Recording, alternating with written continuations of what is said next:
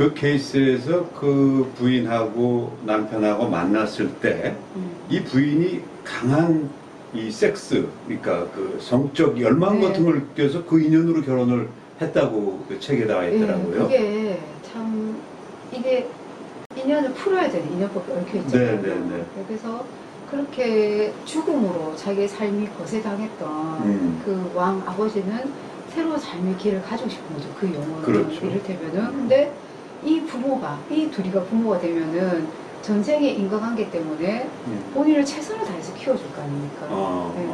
그래서 그 영혼은 이제 그 인과법, 인연법에 의해서 그렇게 오고 싶어 하고 그 태어날 아이의 어떤 의지가, 그 영혼의 의지가 부모로부터 굉장히 강력한 성적인 욕구를 일으키게 한 거다. 네. 아, 그런 인연법이다.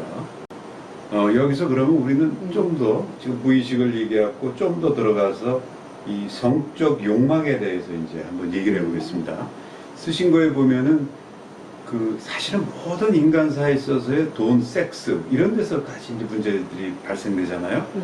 근데 그 쓰신 거에 보면은 이성한테 대해서 견딜 수 없는 매력을 느끼면은 마음을 경계해야 된다. 그게 까르마의 하나의 도화선이 될 수 있다. 그렇죠. 남녀의 인연법은 여러 가지가 있어요. 순수한 네. 사랑도 있고 여러 가지인데 그 중에서 성적 욕구로 돼서 이 불륜의 까르마가 되면은 이거 아주 안 좋은 거다. 이렇게 경계해야 한다면서 예를 든 게 그 결혼할 여자가 다른 남자가 있는 걸 알고도 결혼을 했어요. 너 만나지 마라. 나하고 결혼. 왜냐면 내가 그 여자가 너무 좋은 거야.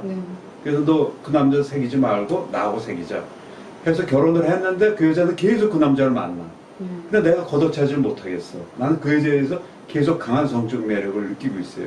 그 케이스에 대해서 설명을 해주셨던데. 그 케이스는 이제 구한말이죠. 구한말에 그러니까 어느 대감이 하녀를 그냥 쉽게 얘기하면은 그냥 겁탈을 해버린 거죠. 취해버린 그렇죠. 거죠. 하녀 아버지가 노비인데 네. 저 죽으면서 맡겼는데 그렇죠. 그냥. 그냥 부탁을 안 됐는데 사실은 맡긴다라는 개념도 조금 그렇긴 네. 합니다만은 문제는 어떤 힘이 있는 사회적 지위와 권력이 있는 관계에서 너무나 이제 성을 이제 착취를 해버린 거죠. 착취를 그러니까 그렇게 해서 이제 또 폭력에 해당되는 이제 착취에 해당되는 행위를 해버린 거였고 실은 근데 그 하녀에게는 사랑하는 남자가 있었고 그런 관계가 이 생에서는 그 하녀가 아내로 오게 됐고 그 대감이 남편으로 오게 됐을 때 이거는 그 하녀가 이제 전생에서 자기가 사랑했던 하지만 그 대감에 의해서 그 관계가 이루어지지 못했던 그 남자를 불륜의 상대로 만나서 이 생에서 이제 사랑을 하게 된 거죠. 네. 근데 이거는 그 대감을 까름한 거예요. 그렇죠. 대감을 까름한 거죠. 그건 대감을 까름한 거죠. 그러니까 남편이 아닌 걸 알면서도 우리가 보면은 계속 끌려가야 할 수밖에 없는 그런 관계도 있거든요.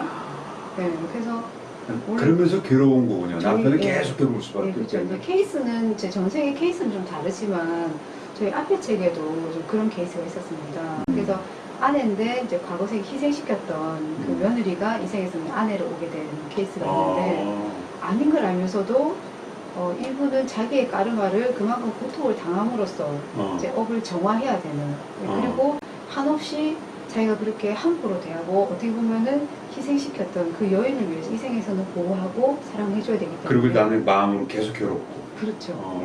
그런 인연법으로 만난 근데 생각보다는 많아요. 그런 게. 많아요. 자, 그러면 그때 그 남자는 그런 리딩을 듣고서 마음을 어떻게 정했습니까? 그분은 근데 이제 대부분은 저희가 이제 상담 오시는 분들이 굉장히 생각을 많이 하고 있어요. 미리 생각을 많이 하시고 어쩌면은 너무나 치명적일 수도 있는 잘못을 저질렀던 과거생이 있지 않을까 그런 생각도 많이 하고 오시기 때문에 물론 당장 감정적으로 받아들이기 힘들죠. 근데 그간의 이야기와 또 제가 이제 리딩을 하다 보면은 과거의 시간에서 관계만 얘기하는 게 아니라 그 각각의 특성에 대해서도 말씀을 드리거든요.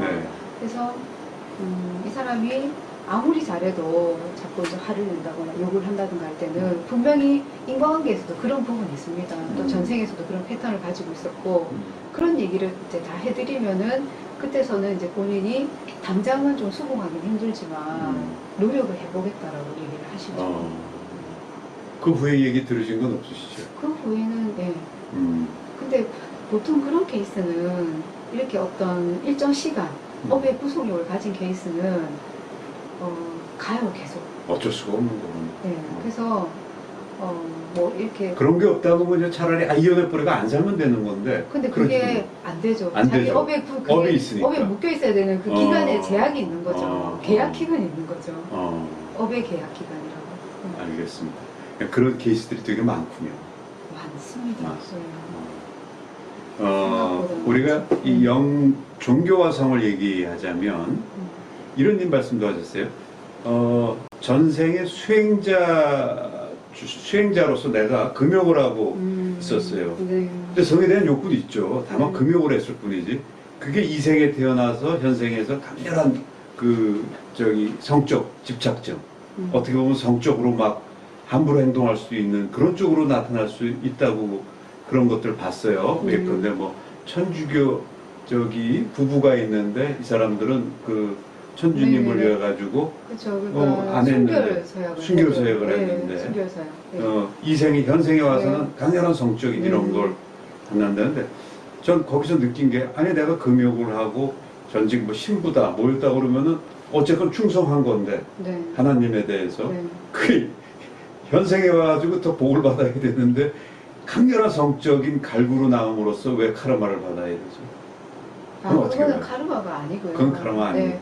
그거는 자연스러운 어떤 욕구나 흐름, 그러니까 우리가 이제 이 이야기를 전제하기 전에 성에 대해서는 물론 이제 기독교적인 해석이긴 합니다만은 너무 그걸 원죄로 좀 그렇죠. 가져오잖아요. 네, 죄라고 성당. 하잖아요. 예, 그렇죠. 예.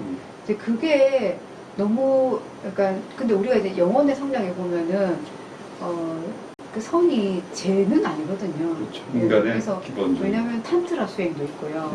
그러니까 완전한 성적인 합일에 의한 환희를 통해서 이제 깨달음을 얻는 그런 수행법도 있습니다. 네, 네. 있는데 이제 너무 성을 기독교적으로 원죄로만 해석을 하니까 그거는 이제 균형에 맞지가 않고 그래서 그 케이스는 까르마라기보다는 이 생에서는 너무 억압했던 거고 그래서 한편에서 우리가 해탈이나 깨달음을 원할 때 완전한 완전한 이해 방해가 되기 때문에 오히려 묶여 있었던 그런 부분들이 그것을 풀고 해소를 하는 의미에서의 있는 부분일 수 있죠.